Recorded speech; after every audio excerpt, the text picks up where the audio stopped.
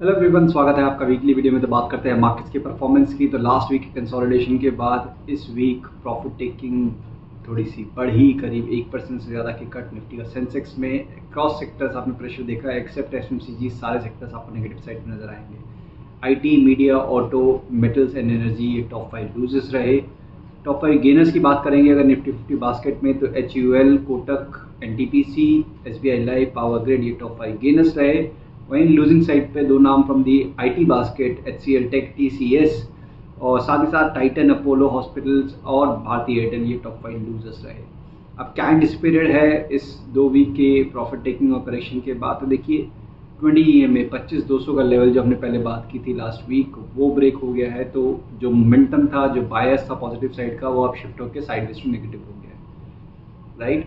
नीचे पे 24,900, अभी आपको ध्यान रखना है कि पहला सपोर्ट यहाँ पे होगा। वो अगर ब्रेक हुआ तो फिर कंसोलिडेशन रेंज जहाँ पहले हो रही थी 24,500, 25,200 वाली, उसका लोअर बैंड करीब 24,500 वाला वो सपोर्ट रहेगा। तो 24,900 अभी के लिए पहला सपोर्ट। इसके नीचे प्रॉफिट टेकिंग और बढ़ेगी। ऊपर के केस में 25,550 मेजर रेजिस्टेंस रहेगा, वो क्रॉस करेंगे तब उसके बाद टोन चेंज होगा या फिर कोई रिवर्सल पैटर्न फॉर्म होगा।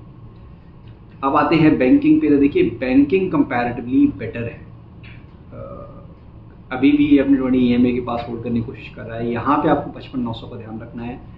20 EMA के पास अगर वो ब्रेक होता है तब जाके शायद आपको और प्रेशर देखने को मिलेगा। नेक्स्ट वीक 2 बड़े नाम HDFC, ICICI के रिजल्ट्स हैं ओवर द वीकेंड, तो वो काफ़ी हद तक डिक्टेट करेंगे कि बैंकिंग का ट्रेंड कैसे रहेगा। But in between obviously volatility जैसे मार्केट में देखने को मिल रही है with IT major result TCS के बाद से, तो थोड़ा बहुत यहाँ पे भी कॉशन रखने की ज़रूरत है। 55,900 यहाँ पे ध्यान रखना है। ये ब्रेक हुआ तो 55,100 ऊपर पे, जो कि प्रीवियस स्विंग हाई था करीब 57,600 का, वो पहला रेजिस्टेंस होगा। उसके बाद करीब 58,400। अब आते हैं कौन से स्टॉक्स जहाँ पे फोकस करें।